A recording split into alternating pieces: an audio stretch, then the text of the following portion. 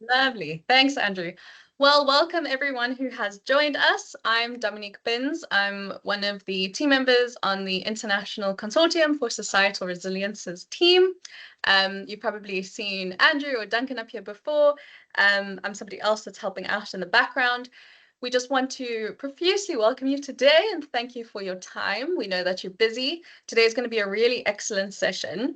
As you know, the topic and the focus today is on intergenerational learning to strengthen community resilience to disruption. As you know, we bring together different speakers from around the world who have different case studies and stories and projects to share as part of what we're trying to do here at the International Consortium for Societal Resilience, which is bring together different practitioners and affiliated members and communities to talk a little bit more about resilience and societal disruption and societal resilience and how we can all band together to learn from each other to make this a little bit of a better world. Okay, so we will be jumping into Chika's session shortly. Before we do, I just want to reaffirm that all your cameras and mics are disabled for right now. If you've been in these sessions before, you'll know that at the end, we will have about 20 to 30 minutes for Q&A. So we will give some people an opportunity to turn on their cameras and their mics at the end if you have a pressing comment or a question that you wish to raise. Otherwise, in the meantime, please do make use of the Q&A box. You'll see that on your panel, I think at the top of Microsoft Teams. Alternatively, you can also make use of the chat function. Please do engage through the session. If Chika says something that really resonates with you, please do let us know. If you have a thought or a question or an idea, please do pop that in the chat box.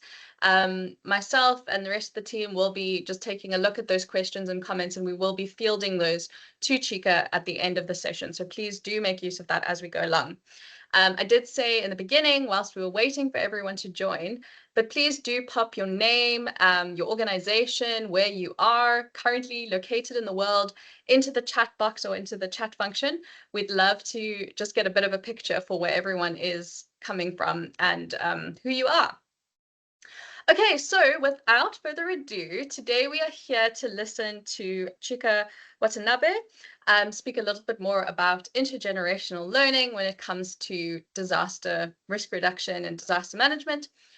She is primarily going to touch on, well, lots of points today, but some of the main takeaways is that she hopes to deepen our understanding of what disaster really means and unpack that term, obviously given the context and the background of her work.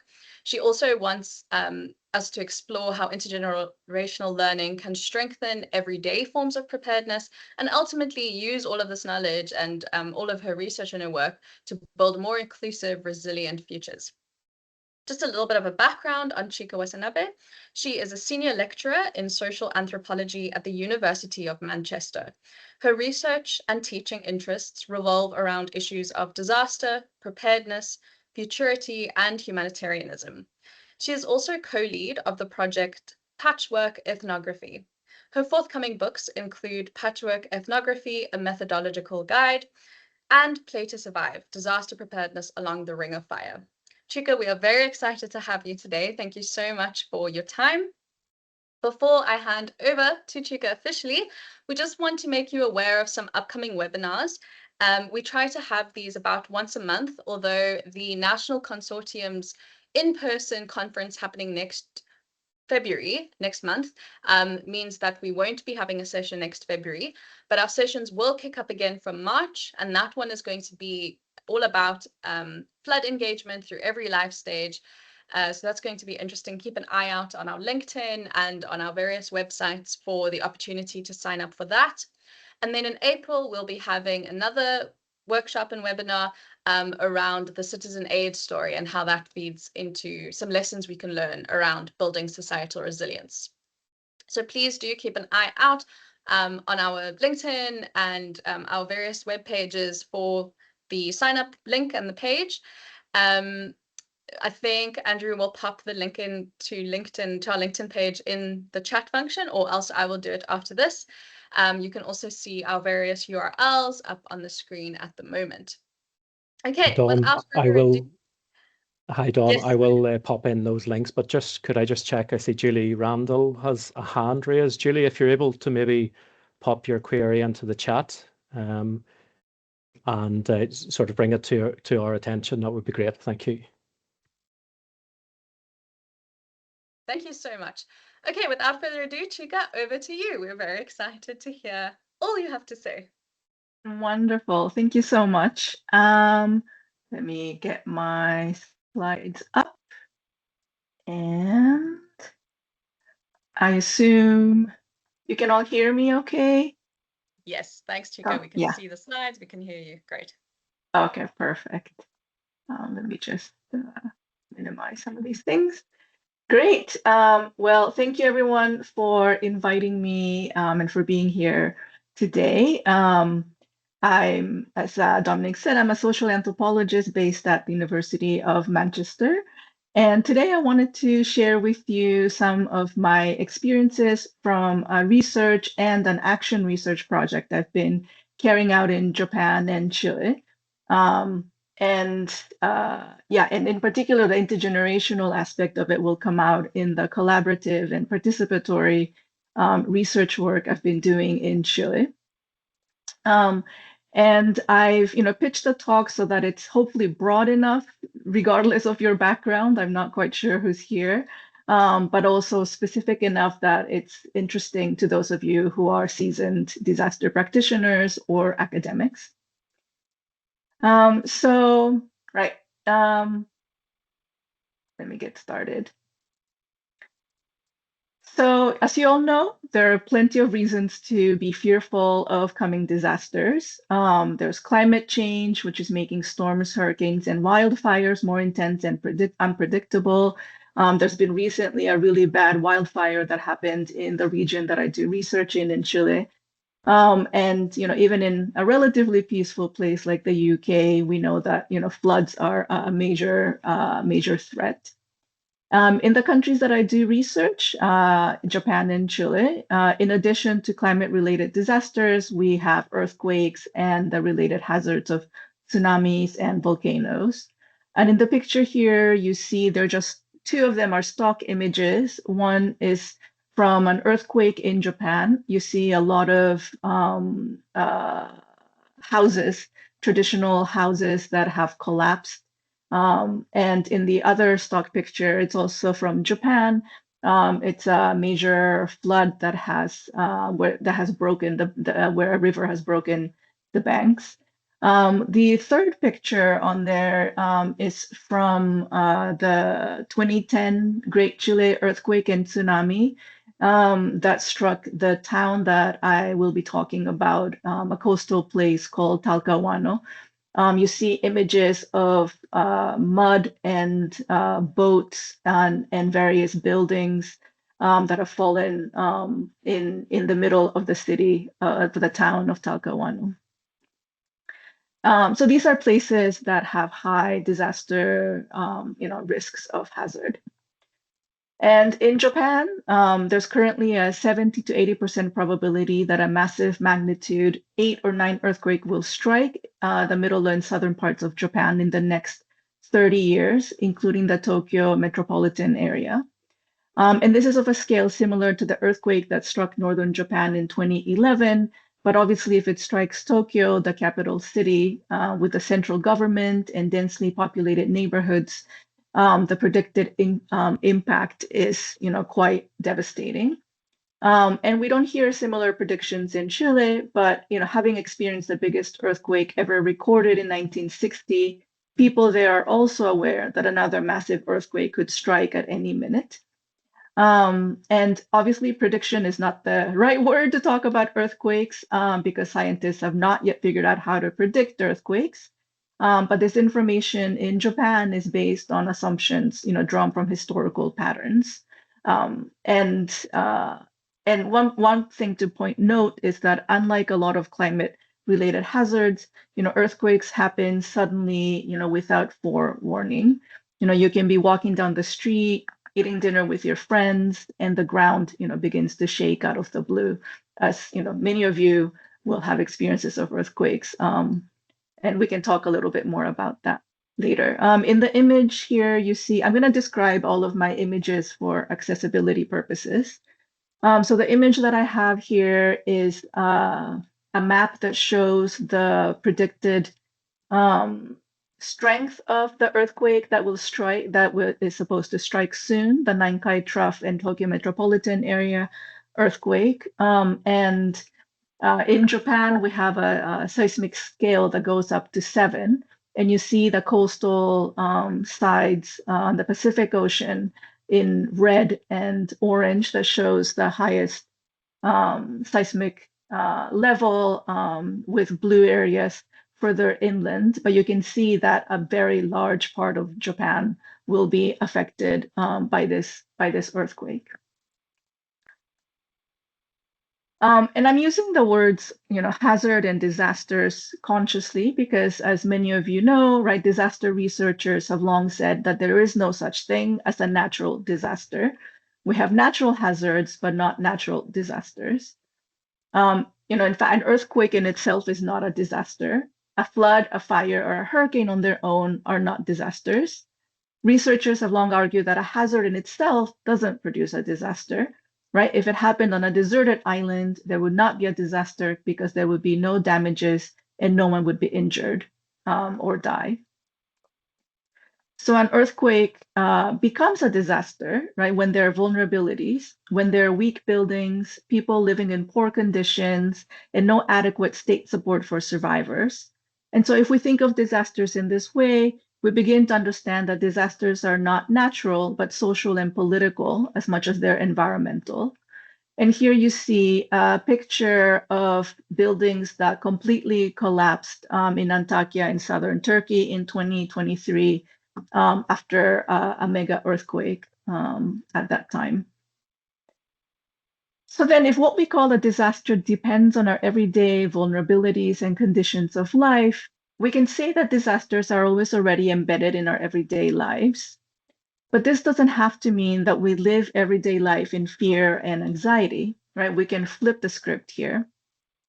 We can understand this as meaning that disaster preparedness and resilience can also begin in everyday life. So in other words, if there are vulnerabilities in everyday life, we also have resilience and skills to overcome difficult experiences in our everyday lives.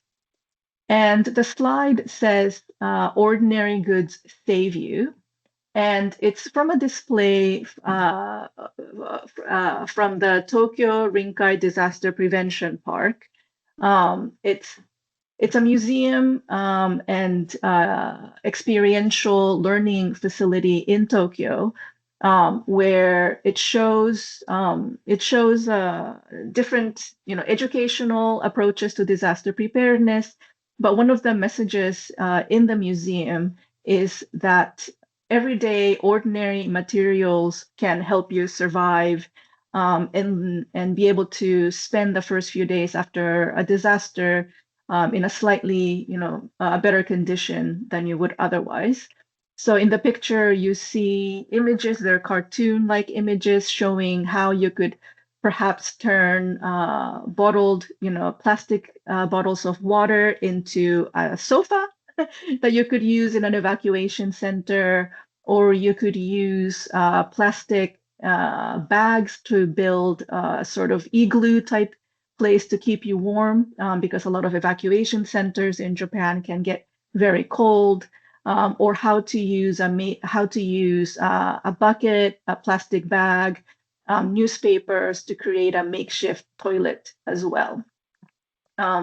So these are, some of the ways in which part of everyday life is considered to provide resources for survival and resilience in Japanese approaches. So then, how do we get people to engage in being prepared for disasters in their everyday lives? So in my research, I've been studying disaster preparedness actors in local governments, like city officials and people in nonprofit organizations and neighborhood associations in Japan and Chile, who are teaching disaster preparedness to ordinary citizens. I call them preparedness educators, people who are invested in preparedness efforts at the grassroots level And they're experts in their own right, but they're not elite and technocratic experts. And they tell me, whether it's in Japan or Chile, that one of their biggest challenge is this: how do we persuade people to be prepared in their everyday lives? In the slide, you see a picture. You see two pictures. One is from an education session in Japan. He's the founder of an organization called Plus Arts, which I'll talk about a bit more later. And he's showing a hands-on model of a house where you have bookcases, you have a bookcase and a wardrobe, and he's showing how you could put things, between the furniture and the ceiling in order to stop it from falling. The second picture shows a workshop that one disaster preparedness official in the town of Talcahuano did research. He runs a number of educational sessions with children and young people. And so you see them practicing how to turn a blanket into a makeshift stretcher using a frog toy in the shape of a frog, and it's large enough to simulate a human form. So these are some of the preparedness educators that I've been working with and studying. So quite a few people, who read drafts of my papers or attend my presentations ask about the fear and terror of a disaster like a massive earthquake. They want to know how people deal with that fear. But actually, fear is not really the problem for the people I study. And for anthropologists, what matters to us is how the people we study understand the world. And so the preparedness educators I meet tell me that, whether they're in Japan or Chile, and even from other countries, experts and and government officials I've met, like in Sri Lanka or Turkey, they tell me that their biggest challenge is not people's fear, but their indifference. And perhaps, surprisingly, even in countries like Japan, where we have earthquakes all the time, big and small, few people participate in citizen preparedness activities like neighborhood emergency drills, and not many people incorporate preparedness in their everyday lives, not to the degree that preparedness educators, would like. And this is because people, have other more urgent daily concerns like finding a job or caring for their loved ones. So they don't necessarily have the time to prepare for a disaster that might or might not happen. The preparedness educators I talk to say that it's always the same people who come to neighborhood preparedness events or drills, and then tend to be retired older people, and the number of participants are often very small. They tell me that fear doesn't work as a motivator. People become paralyzed or just don't want to think about being prepared if the message is about emergency situations in a tone of terror. And this is a problem of public engagement when the challenge is so terrifying and so overwhelming that it's difficult to wrap your mind or your heart around it. So according to the preparedness educators I've worked with, how do we get people to think about disasters in everyday life and to engage with the work of being prepared? How do we get people to realize that resilience exists in the everyday and can be harnessed in disasters so that survival becomes possible? And I've been focused in particular on how disaster preparedness educators in Japan and Chile use playful methods like games and other embodied fun activities to teach citizens about preparedness and survival skills. A book on this project is going to be published in July 2026 from Stanford University Press, which Dominic mentioned, but it's titled Play to Survive, Disaster Preparedness Along the Ring of Fire. And playful preparedness gives me a lens into an alternative paradigm of preparedness that I suggest moves away from the framework of security in emergency management. It's an approach that accepts the inevitability of disasters, but without falling into fatalistic despair. Playful preparedness works on what I call a logic of fragility. The dominant view of preparedness tends to rest on a logic of securitization. And this is a way to consider disasters from natural hazards as one of many other national emergencies, such as pandemics and terrorism. And the answer is seen to lie in extraordinary measures to protect citizens and the nation state from these threats. And there's something of a militaristic and managerial mindset here. I contrast this dominant way of thinking with what I'm calling a logic of fragility. I came to this idea when I conducted interviews with city officials in regional and rural towns across Japan who had used playful and fun methods to teach residents how to be prepared at home. When I asked these city officials what they hoped these playful methods achieved, I expected them to give me a manager's answer about evaluations and outcomes, meeting objectives, and so on.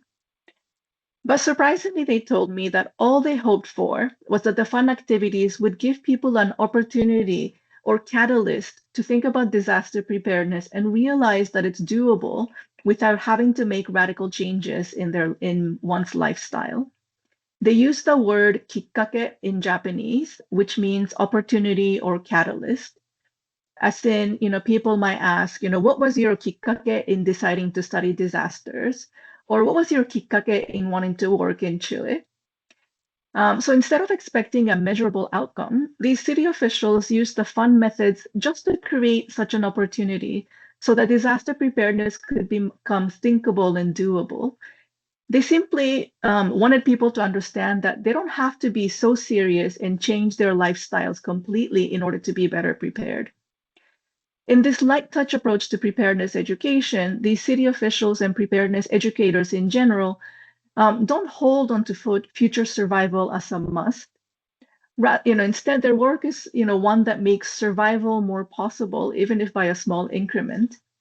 They don't deny that life and the world is fragile, that no matter how much we prepare, a catastrophe can still happen. And we can't force people to be 100% always prepared, but they can increase the chances. It's an existential acceptance of life's fragility, that things can fall apart despite our efforts, combined with a hopeful educational approach. And I'm aware that this idea of fragility might come specifically from countries that are prone to earthquakes, but we can talk more about that later. So let me get into the meat of the talk today. So I'm going to cover 3 points I've learned from the preparedness educators working across the Pacific Ocean. The first is how educators are engaging people in preparedness efforts through playful and fun activities, what I call playful preparedness. Then I'll talk about how these educators are teaching people to grasp everyday objects and relationships as resources for survival in a disaster. And finally, I'll describe how I, with collaborators, have been trying to encourage people to realize that they already have the tools for resilience in their daily lives by expanding the definition of disaster. I'm conceptualizing this as a disaster multiple, thinking of disasters as disaster multiple, and the idea of common resilience. So the first point I want to make today is this: how preparedness educators in Japan and Chile convince people to be prepared through playful and fun activities. So I'm going to show you part of a video from one of the nonprofit social design organizations I've been studying and working with in Japan called Plus Arts. They designed an event called Iza Kairu Caravan that's now replicated across Japan and even in other countries like Indonesia, Turkey, Chile as well, Peru, and so on. So I'll show you just the first few, a couple of minutes, so you get a sense of what it is that I researched. Iza Kairu Caravan. What is Iza Kairu Caravan? Kairu Caravan refers to 5 heroes in frog costumes who fight against evil. Sorry, just kidding. Kairu Caravan is an emergency drill event that you can enjoy with your family and friends. First of all, let's look at the history of Iza Kairu Caravan. In 2000, Hiroshi Fuji, an artist, created a toy exchange event called Kaiko Bazaar. participants exchanged toys for points, and then exchanged the points for other toys. This event quickly grew in popularity, and many children participate every time it is held. Most emergency drills don't have high participation rates because they're a bit too difficult or uninteresting for most people. This event combined an emergency drill and a toy exchange to attract many people, making it a successful emergency drill event where lots of children and their families got together. This is how Isa Kaido Caravan started. Kaido Caravan uses goods and tools which have the motif of frogs in the emergency drill conducted at the event. In this way, the emergency drill was transformed into an event that children can enjoy. Yay! Emergency Drill Program. There are many programs, so not all of them can be introduced here, but you will see some of them. In the target game using a water extinguisher, participants learn how to use an extinguisher by discharging water at frog-shaped targets. In the time trial with a blanket stretcher, participants learn how to make a stretcher using familiar and accessible goods, as well as how to carry a person using a human-sized frog figure. The Bucket Brigade competition provides an opportunity to learn about forming a quick bucket brigade. Participants are divided into 2 teams and have a bucket brigade competition. In the jack-up game, participants learn how to rescue a person using a jack by rescuing a human-sized frog figure trapped under a heavy catfish figure. There are various other programs that will be useful in an emergency. These programs carried out at Kaido Caravan have been developed based on interviews with people who experienced the Great Hanshin Awaji earthquake that occurred in 1995. This is why all of these fun programs at the event will be useful in an actual emergency. All right, I'll just stop it there. So as the video explains, the games in these events are based on hundreds of interviews of survivors of the 1995 Kobe earthquake. So the lessons and tips about preparedness here are based on actual survivors' experiences. For example, about what things were useful to them in the wake of the earthquake. So in that sense, playful preparedness in Japan is fundamentally based on an intergenerational sharing of knowledge that's based on meticulous memorialization efforts of recording how ordinary people survived the disaster using their ingenuity and cooperation with neighbors. And there are different kinds of games that Plus Art staff have designed. In this slide, you see in the center, you see a book that in Japanese that Plus Arts has produced or published about ways that you can think of disaster preparedness as part of everyday life. You see another picture of a card game that they've designed where it shows people how to organize different steps to achieve a particular skill in preparedness, such as how do you stop a furniture from falling, or it might be CPR, or how do you use a fire extinguisher? What are the steps that you need to follow to use an extinguisher? There's another picture of the blanket stretcher with the frog figure, and another picture from the way that the Isa Kaido Caravan and the techniques have been used and adapted in Indonesia by Plus Arts. So there are different types of games that Plus Arts and Isa Kaido Caravan has designed, and one type of game teaches useful knowledge.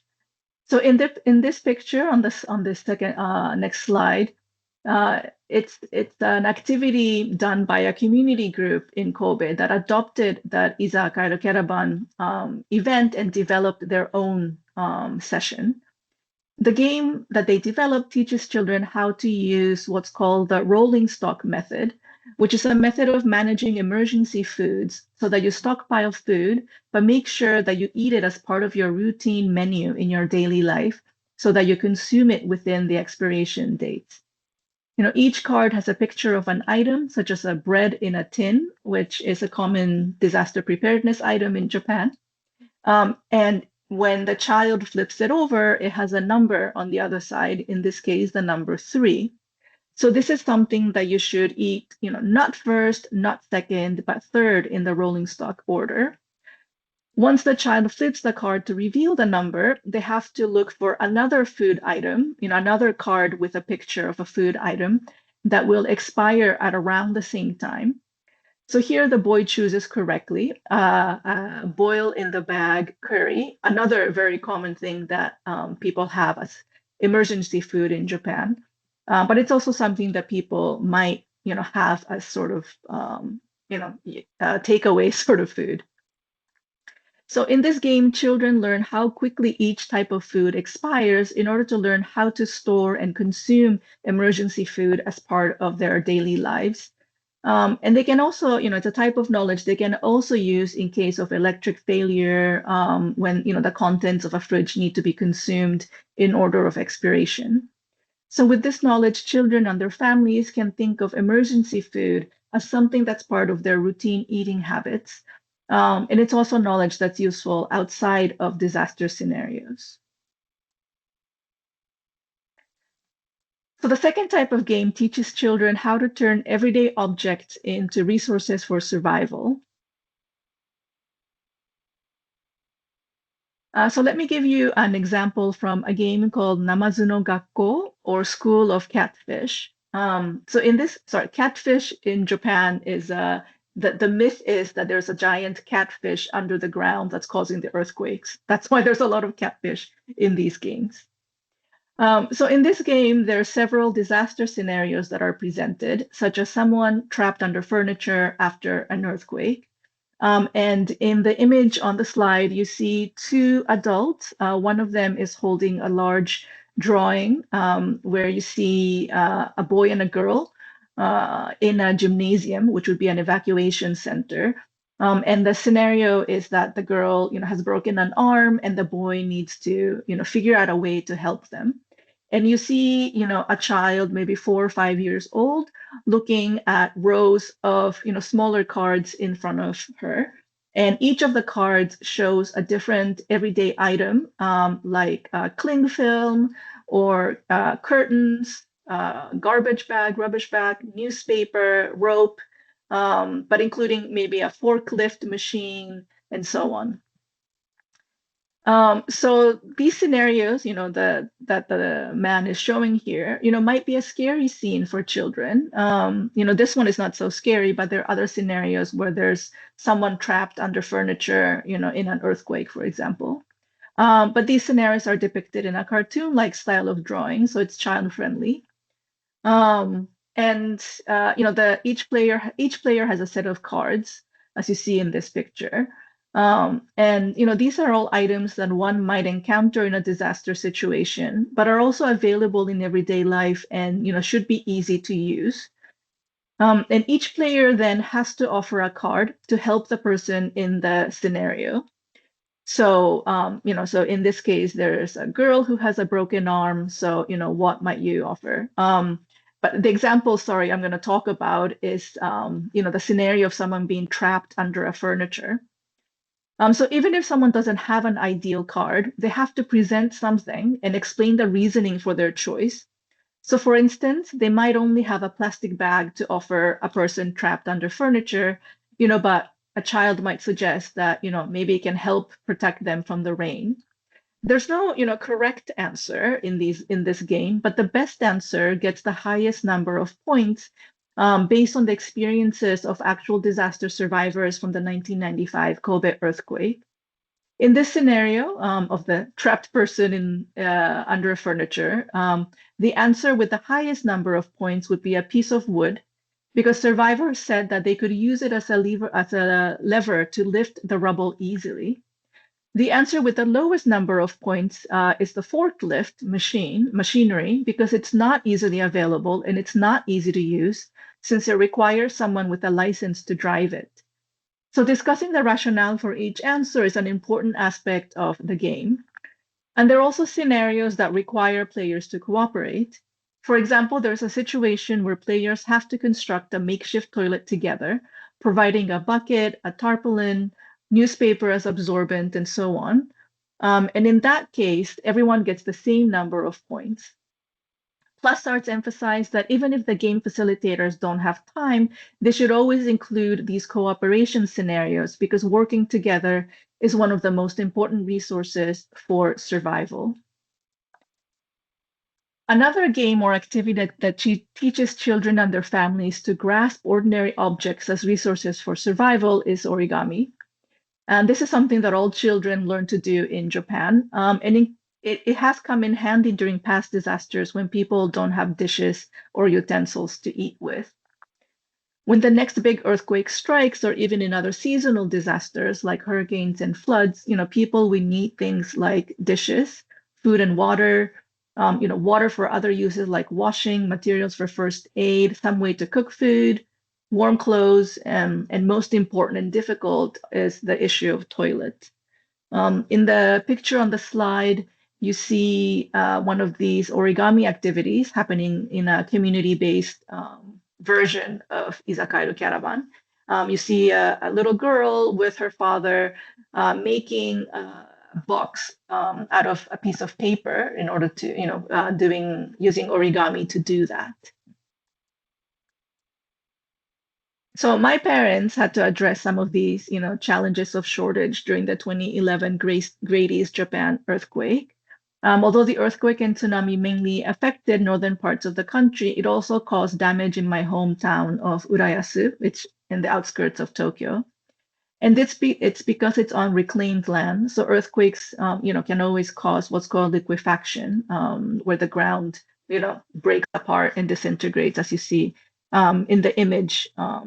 You see cracked road surfaces, manhole covers that have risen up, because of the earthquake and liquefaction. So our home is a 4-storied apartment building, and these fared better than houses because they're secured deeper in the ground. But my parents still didn't have running water for about a week and had to use various tips my mother had learned from TV or the news over the years, including these sorts of origami and crafting tips. So Plus Art has, various techniques for turning everyday materials like cardboard and garbage bag into tools for survival after a disaster. And you can find examples on the slide, which Plus Arts developed with NHK, which is sort of like the BBC equivalent of Japanese television. Hopefully, you'll get copies of the slides after the presentation. You can find the links there. But on the image, you can see just a screenshot of some of these videos. They're only, maybe 20 seconds long or something. And also there's a leaflet on the slide where it shows you the steps for how to make an, origami bowl. And if this was an actual in-person talk, I would have had us do origami and try out some of this. But I've done it in different talks, including at a workshop, or I've done it the last 2-3 years at a workshop that I do at the University of Manchester, making some of these craft objects. And as you can see, I can report that these origami bowls covered with cling film, do hold baked beans pretty well. And the cups also hold water, pretty well, although obviously not for a very long time. So these tips about turning everyday materials into survival resources is one of the most common messages in Plus Arts activities and one of the pillars of the principle that preparedness begins in the everyday in Japan more broadly. People in Japan call this preparedness as everyday life, seikatsu bōsai, a term coined by a Japanese social psychologist called Yamori Katsuya at Kyoto University. And I can tell you, more again at the Q&A. And Plus Arts and other organizations' advice through these playful methods is that people have to be prepared to survive in the first 72 hours to a week after a disaster, which is in line with the advice of scientists and government officials. And this advice, that you should be ready to survive, within your households and neighbors is based on lessons learned from the 1995 Kobe earthquake. Experts say that 80% of survivors after this earthquake were helped by neighbors and not by official emergency services. And this is because roads were destroyed and firefighters and ambulances couldn't get through. And so to a greater degree than, floods or fires possibly, people in earthquake countries need to be ready to survive without external help for a while, to help each other within a household and, among neighbors. But I think an argument could be made, for fires and floods that also happen, very rapidly. In the image on the slide, you see people from the 1995 earthquake in Kobe, in Japan. People, they were crammed in evacuation centers, which are schools in Japan, primary schools in Japan are evacuation centers. But you see that they were, really in very cramped and cold conditions. So I'm going to now talk about this idea of disaster multiple and common resilience, and the kind of action research I've done around intergenerational resilience in Chile. So up to this point, I've talked about how the disaster preparedness educators I study use games and fun methods to persuade ordinary people to be prepared for disasters, in their everyday lives. But I want to talk about how preparedness educators in Chile have been working to foreground the fact that resilience already exists in communities and people's everyday lives. So since 2017, I've been following how knowledge about disaster preparedness travels from Japan to Chile, particularly to a coastal town called Talcahuano in south central Chile, which was hit by a big earthquake and tsunami in 2010. Many disaster preparedness actors in Chile participate in training programs in Japan run by the Japan International Cooperation Agency, or JICA. And one of the things that has traveled is the Izakairu Caravan event and playful methods from Plus Arts. And I should mention that playful methods are also more widespread, in Japan than just Plus Arts.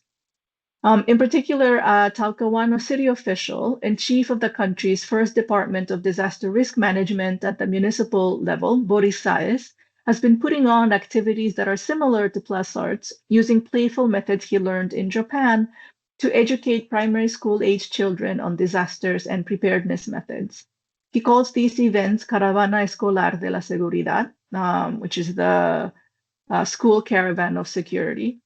And these are not just copies of the Japanese model. Boris really innovates on what Plus Arts offered him as an inspiration. On the slide, you see a map of Chile and Talcahuano. And you can see it's an isthmus that's jutting out into the ocean in the central part of the country. You see one image also of sort of the cityscape of Talcahuano. I don't know if you can see very clearly, but it's a very industrial town. There's a lot of industry, factories, and environmental pollution is also a major problem. And also there's a lot of risk that comes from an earthquake country and a place that has a lot of factories and chemical factories included. There's the picture again, the same picture of the 2010 tsunami that swept through the town with the boats and sludge in the roads. And the last picture, you see one of the caravans that Boris organizes. You see children, using a game where you embody the action that you should do in a particular disaster. So for example, in an earthquake, you need to get low and cover your head, which is what's happening here. Or in, let's say if it's a fire, then they have to stay low, so they have to walk really crouching down and so on. So it's sort of getting people to, in a fun way, embody the actions that they might have to do during a disaster. But one of the things that struck me when I first saw Boris's Caravanas in 2018 is that the games are not based on the specific history and context of the town of Talcahuano. As you can see in that picture on the slide, the town was one of the places that were worst hit by the 2010 Chile earthquake and tsunami. And residents experienced a lot of other hazards like, wildfires and floods, and even a tornado in 2019. And yet these local experiences were not reflected in the caravanas. And this is in contrast to the games in Japan, which are based on the specific experience of survivors there, right, as we heard earlier. So in 2021, with Boris and another disaster researcher based in Chile at that time, Jenny Moreno, we started a project called Voces de Resiliencia, Educación para un Futuro Presente, Voices of Resilience, Education for a Present Future, that would culminate in conducting life history interviews with older people who are survivors of disasters in Talcahuano, namely the earthquakes and tsunamis from 1960, which is one of the largest ever recorded, and 2010, and to use these life stories to design games about preparedness and resilience for children. So based on this project, in the last chapter of my book, I talk about what I call the disaster multiple, and it takes inspiration from the anthropologist Anne-Marie Moll's groundbreaking work in The Body Multiple. In Anne-Marie Moll's ethnographic study of a Dutch hospital, she attends to how lower limb atherosclerosis is not one thing, but enacted in multiple ways. This is not simply a question of different perspectives on the same disease, but a fundamental ontological rethinking of the object itself and the disease and the body, as constituted only through a multitude of practices. The body as such does not exist. Andy Horowitz and Jacob A.C. Reams makes a similar point about disasters in their edited book, Critical Disaster Studies. They say, there is no such thing as a disaster. So if their edited volume traces how various processes create certain phenomena as disasters and the consequences of this, the work I've done in Chile illustrates the reverse, that is, the processes by which the disaster came undone as a stable object of inquiry and intervention in our work. This experience compelled us to argue that conceptualizing disaster as multiply constituted is an important way to understand better how people conceive of their own resilience and that of their communities. Disaster happens not only from natural hazards, it also describes other events and situations in people's lives. As much as surviving a future disaster might require knowledge and skills about how to turn ordinary objects into resources, for example, if the disaster is multiple beyond natural hazards, learning broadly from people's life stories becomes, really important. Research and policies often portray children and older people as the most vulnerable populations in a disaster. Our research suggests that despite their vulnerabilities, they also have expertise for a more resilient and prepared community. Sharing their stories of how they overcame challenging situations could inspire others to find ways forward in their own lives. So our interviews with older people reveal the importance of recognizing that there is no such thing as disaster resilience that's separate from resilience that comes from everyday life. I call this common resilience, placing survivors as experts themselves at the center of preparedness efforts. The OED, the Oxford English Dictionary, tells us that the meaning of common includes the common people as distinct from nobility and clergy, often viewed as an estate of the realm, something viewed as a resource available to a particular community or to everyone. So common resilience is in many respects the other side of the coin of arguments that disasters are not natural, but products of the inequalities and injustices of everyday life. Joshua Griffin, who conducted ethnographic research among Arctic indigenous people in Alaska, has written about how their strategies to adapt to a changing climate are entangled with wider experiences of everyday precarity due to centuries of US colonial violence. He describes how his interlocutors' efforts to adapt to climate change are inseparable from their work in surviving the overarching precarity of their lives. Common resilience then is about people's everyday expertise to survive and even make a good life for themselves and their loved ones amid difficult circumstances. And above all, the older people of Talcahuano pointed to the ways that common resilience derives from familial and other relationships that help them overcome challenges. This might be in the form of remembering parents who taught them lessons they live by, or wanting to improve their lives to protect their children, or getting advice from neighbors who help them find a way out of a difficult situation. So this is not a psychological definition of resilience as an individual's, grit, but neither is it a socio-political analysis.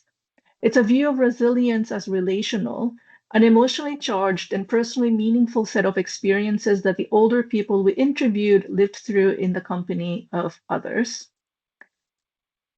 So I'd initially intended to conduct life history interviews in Chile myself, since I speak Spanish, but my plans were to do this in July and August of 2020. And of course, the pandemic struck and this became impossible. So I paused the project for a year and decided to restart in 2021, but I still couldn't travel to Chile. So I asked my collaborator, Jenny, if she could conduct the life history interviews for me. So we approached Boris at the Talcahuano municipality to help us identify interviewees. But soon he joined our team as a co-lead in the project. Boris and Jenny quickly became the leaders of the project rather than me, who, I was stuck in the UK. They carried out the first set of interviews with 12 older people in the autumn of 2021. And here you see on the slide the logo for our project, Voces de Resiliencia, and we have a website for the project. The link is there, and the QR code will hopefully, also take you to the website. It's a trilingual website, so you'll find it in English, Spanish, and Japanese. So Boris is not an academic, but someone with a lot of experience in community-based, disaster risk reduction activities, especially with children. And he's also someone with a lot of creative ideas. And so soon we were planning not only the life history interviews and games, but also an illustrated book of the life histories, a comic book drawn by children based on these stories, a documentary film, and a set of lesson plans on resilience for local primary schools. And these were, most of them were Boris's ideas. On the slide, you see some images from these outputs. One is the tabletop game, which is based on a map of Talcahuano, a very colorful tabletop game.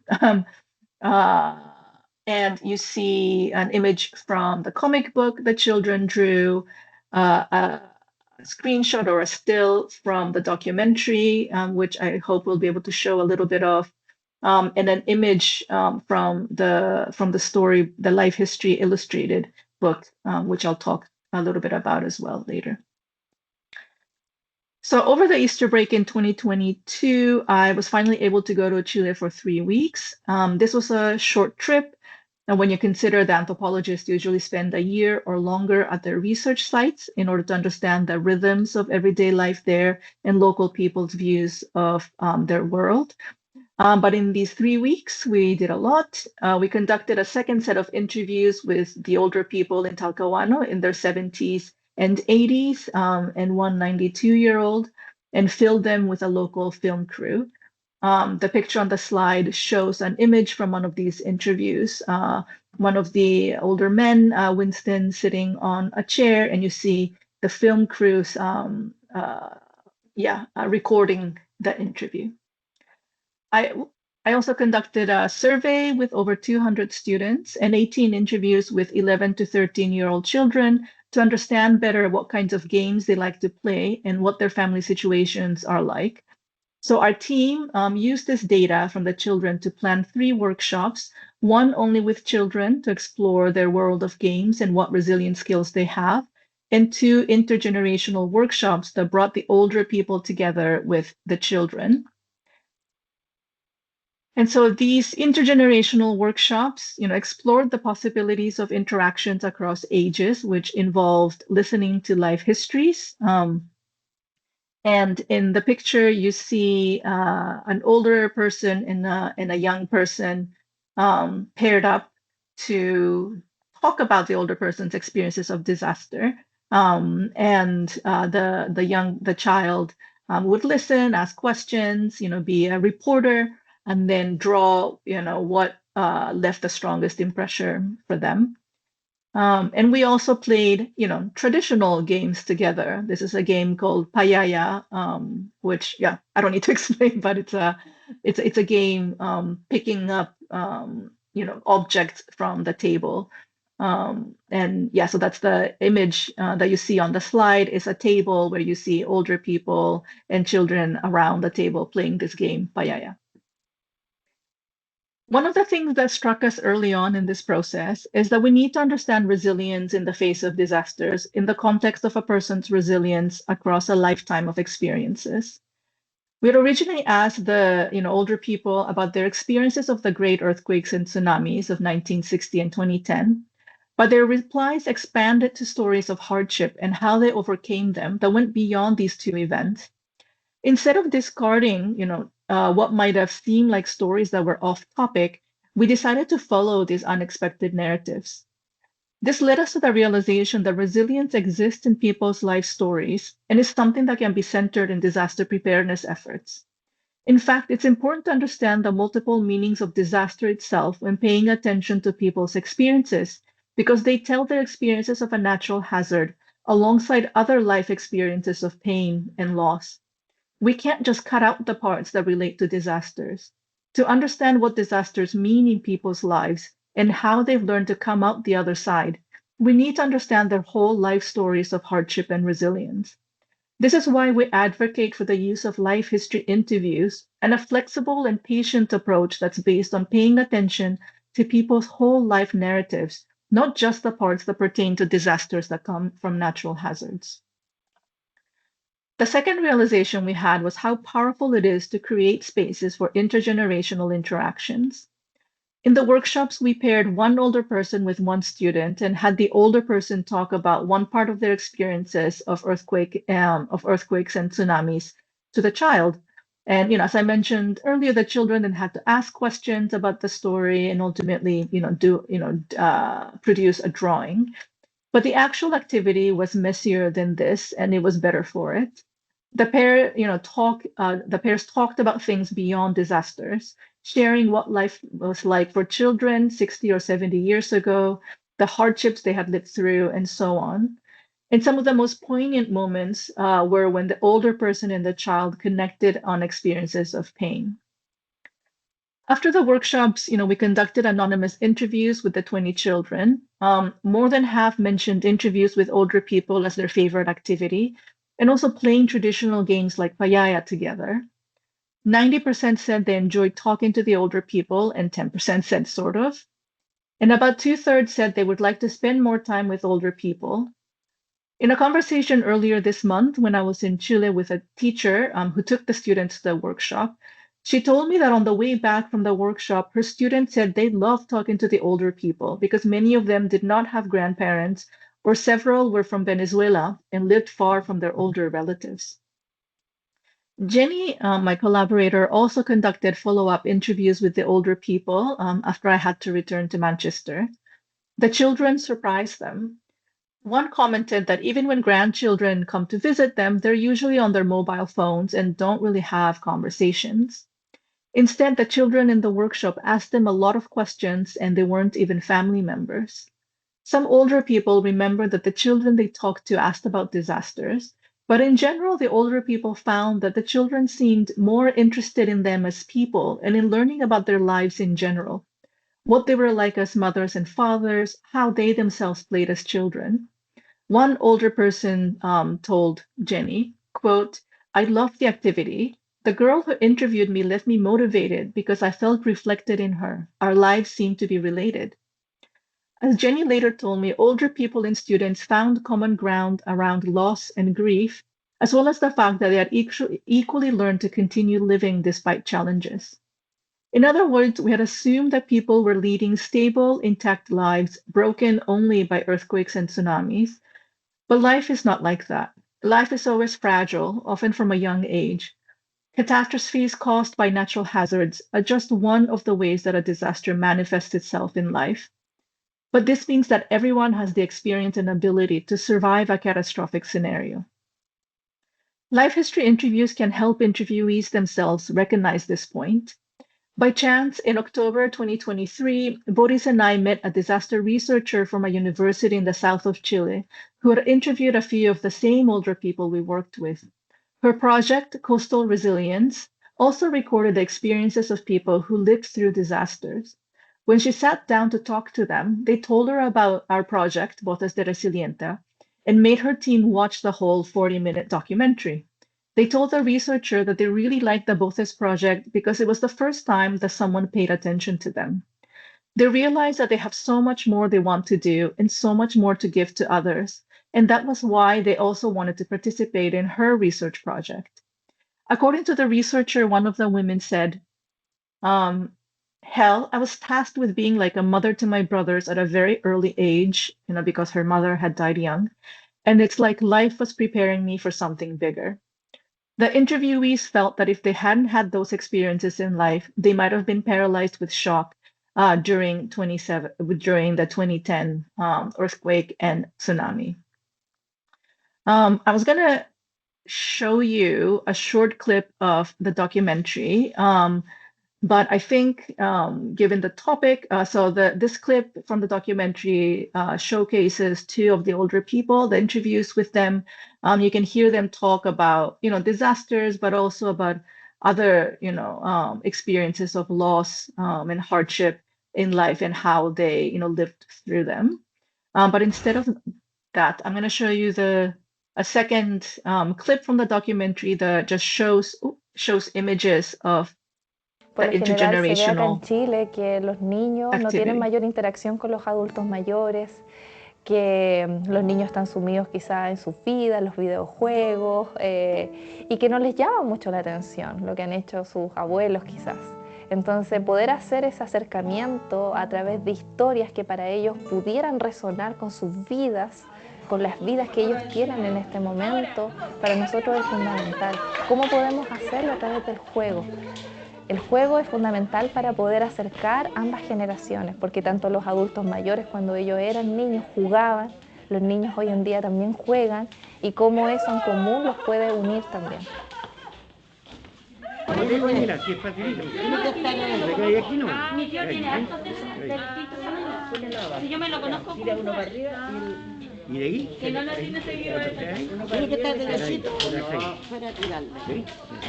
Mira que está bueno apuntado.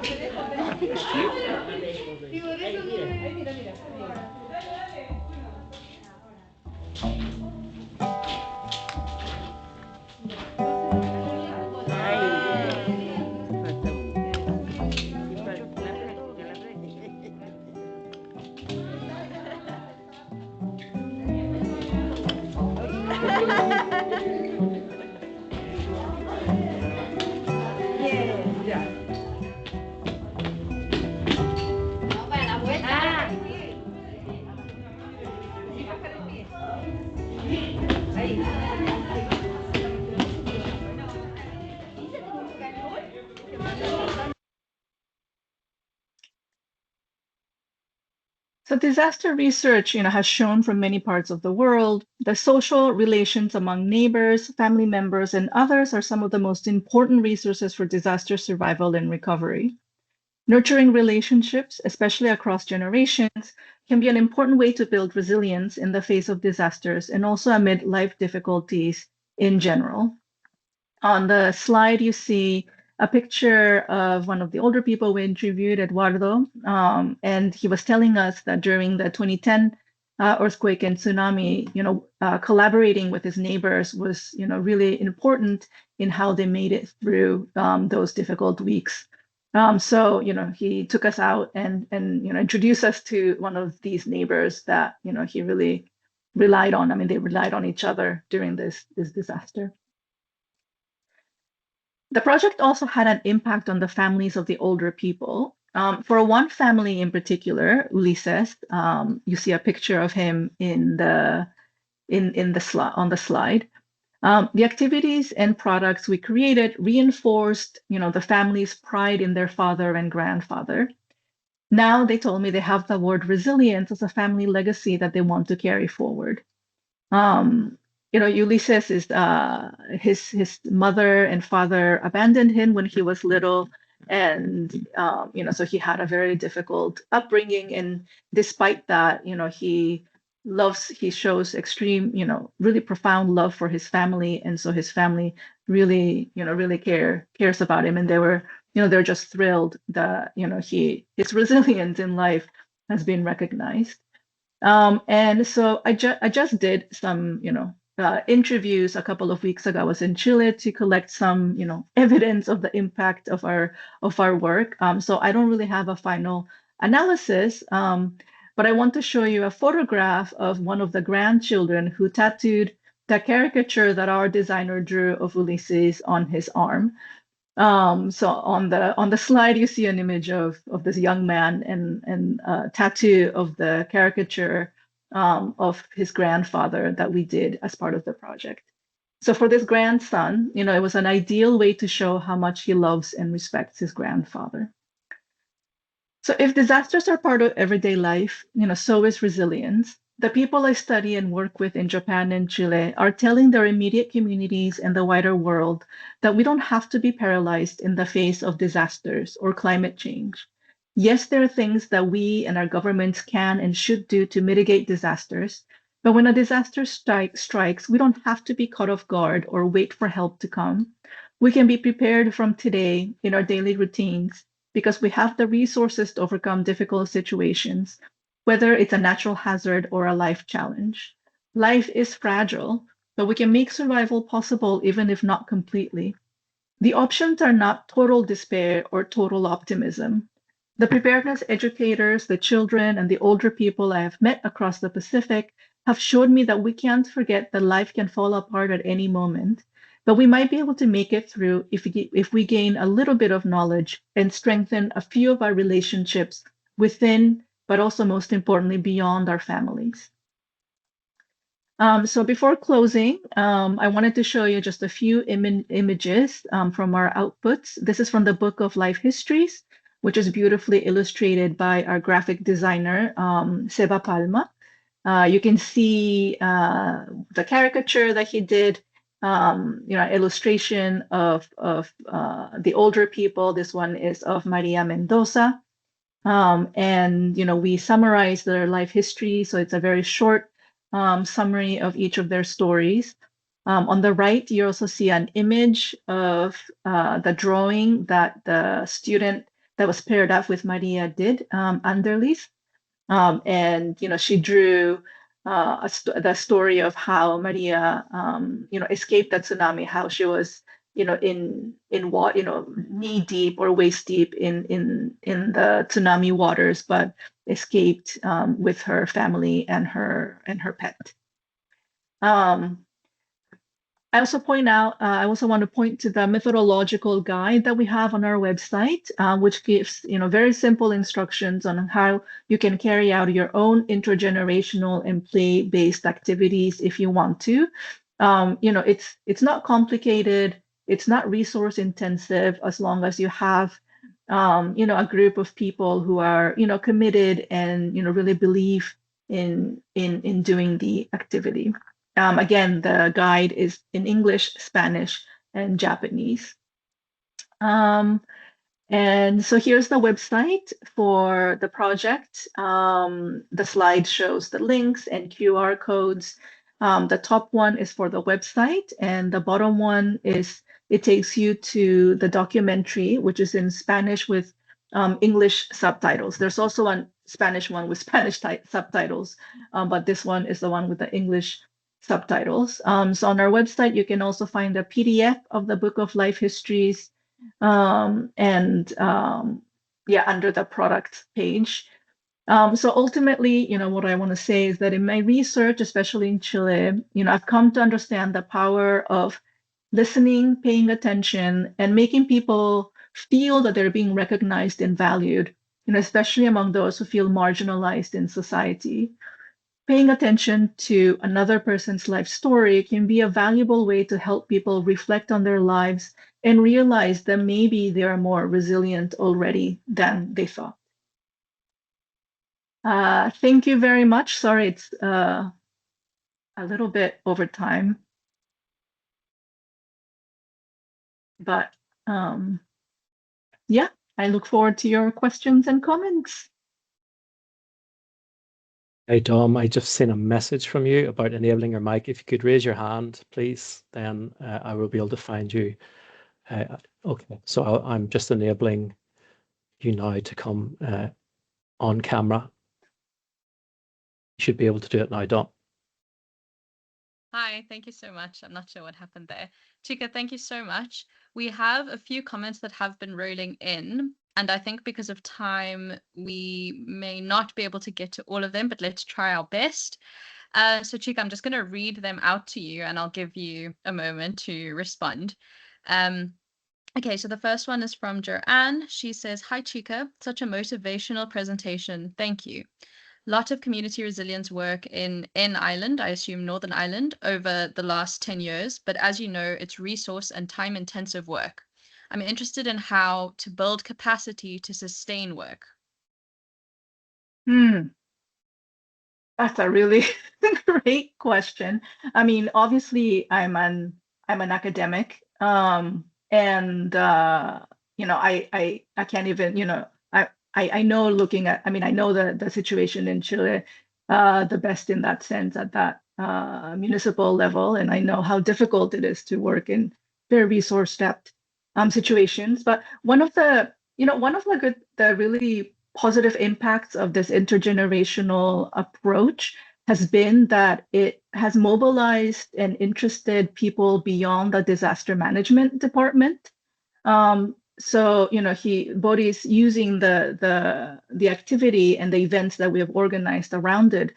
You know, he's able to get buy-in from the department that supports older people in the municipality, the groups that are interested in heritage in the municipality and beyond. Yeah,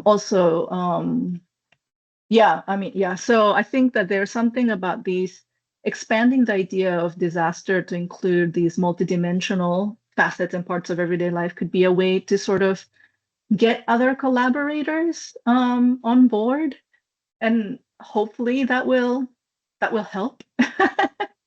Thanks so much, Chika. Okay, then we've got another question from Zamir. How can intergenerational learning be intentionally designed so that youth knowledge and older generations' lived experience are treated as equally valuable in community resilience initiatives? Yeah, I think, I mean, doing these, it's interesting how these intergenerational encounters, especially between older people and children, don't happen organically in many. I mean, I think it's very, you know, culturally specific as well, but at least in Japan and Chile, they don't happen organically. But in your you know, context, you might have spaces where that happens. I can imagine, for example, maybe in some places, you know, churches might be a good place for that.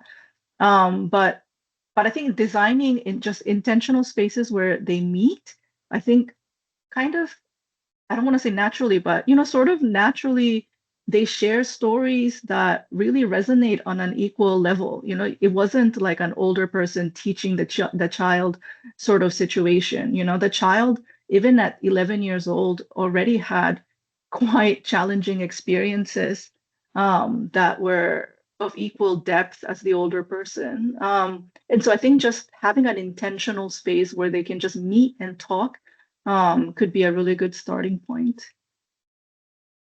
Thank you so much, Chika. Okay, the next one is from, apologies if I'm saying this incorrectly, Francisco, I believe a representative from the Joint Civil AIDS Corps in the UK. UK culture for children usually is based on their mobile phones. Different cultures, for example, in Japan, may behave differently to UK children. Should we develop a mobile phone, in inverted commas, caravan game? That's a great question. You know, yeah, It's a good question. Interestingly, Plus Arts doesn't develop digital games because part of the aim is to include the families and the people who come with the children. And I think that becomes difficult with a digital caravan. That relational aspect might be difficult. That said, I think, I'm not an expert on digital platforms, but that said, a lot of the children that we talked to, and granted, this was in the immediate, sort of wake of the lockdowns, which were much more severe in Chile. But a lot of the children that we talked to in Chile said, I really like Roblox and these online games because it helps us socialize. It helps us make new friends, and it helps us, have relationships with people that we wouldn't otherwise. Obviously, there needs to be a safeguarding, thing in place there. But I was really surprised by how their view of, digital games was not about, what we imagined. For them, it was a very socializing space. So I think that there is space there to be developed that, has not happened yet in Japan or Chile. So yeah, I welcome or encourage people to experiment with that. But keeping in mind that relations is the most important part of it. Great, thank you so much. Okay, we have another one from Lee. Any suggestions for how to engage the British public who seem to believe disaster preparedness is the responsibility of the local authority? Few local councils have the funds to buy games and/or run game days. Yes, I think that's a very good question. And I know that there are people, I saw at least one person show up who have experience working with children and flooding in the UK. I think with floods, and especially with slow, they're not, rush. I don't know what it's called. I forget the word in English now. But when they're slow onset like that, because the activities in Japan and Chile are assuming that there's already a fear of disasters because they can be quite violent.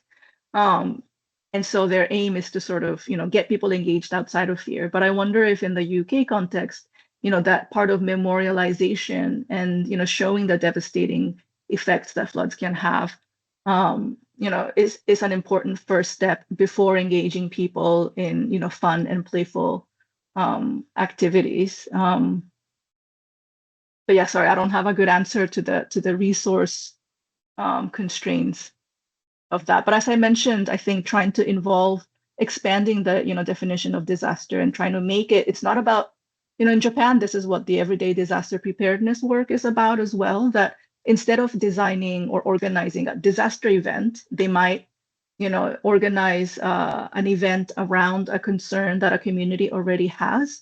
So for example, waste disposal on the streets. And then they can, but cleaning the streets and keeping them free of waste can also help maintain evacuation routes clear as well, right? And so the idea is to then include disaster issues within that broader within a different topic that's of more concern to that community. Brilliant, thanks so much. Okay, we have another interesting question from Julie. What age is considered optimum for children to have the discussions with the older generation? And how can those children who cannot easily control their fear of such disasters be supported? Yeah, that's a great question. So we worked with 11 to 13-year-olds.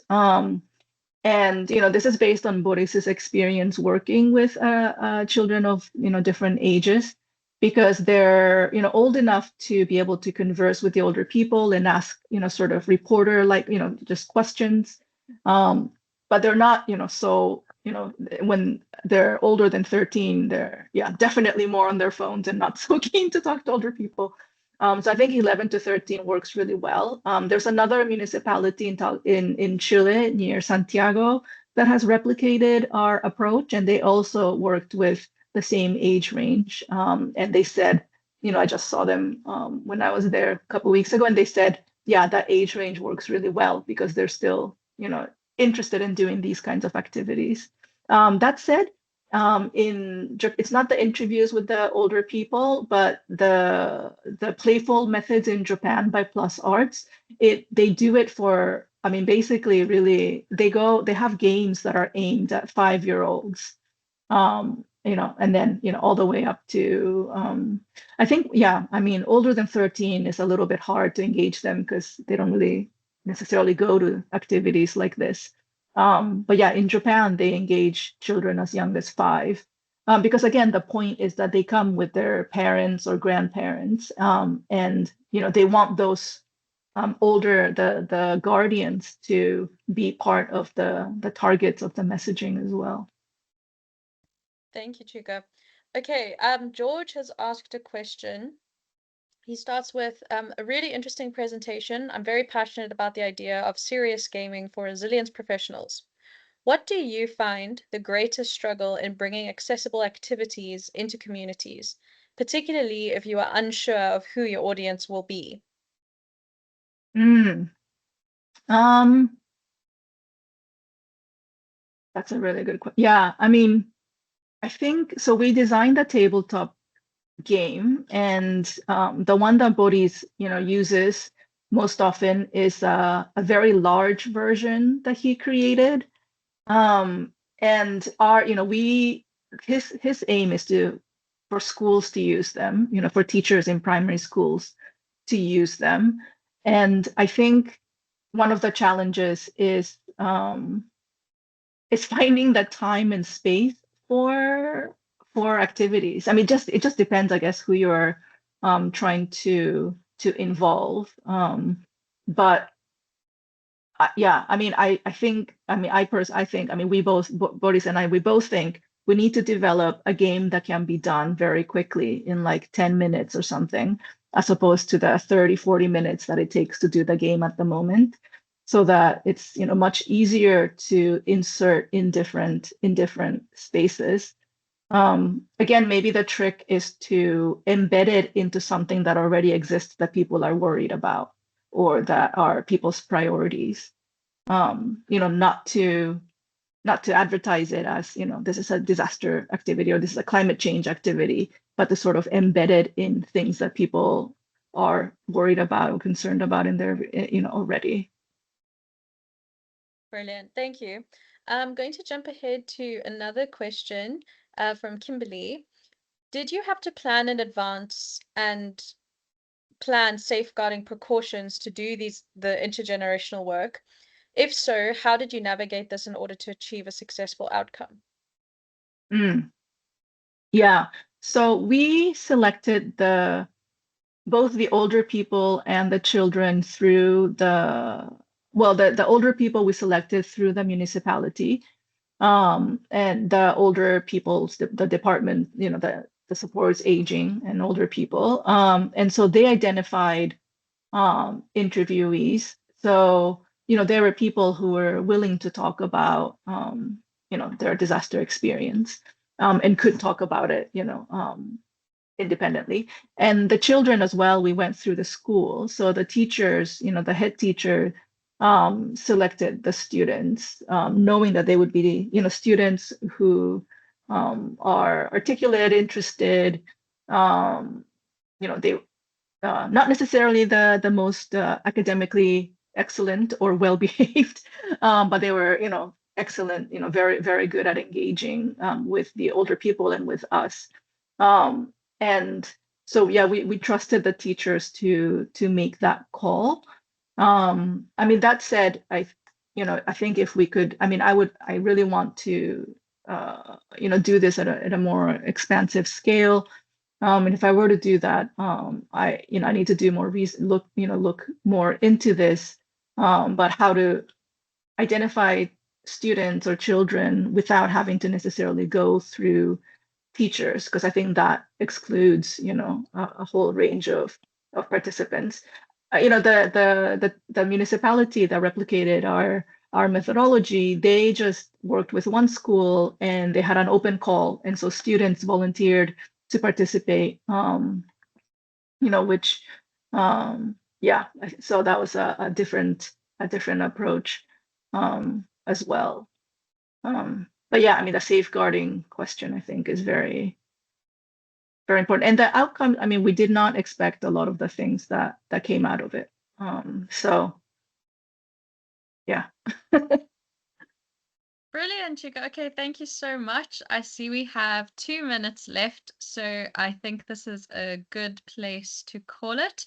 There are so many comments in the chat about how valuable everyone has found this session and how grateful they are to you.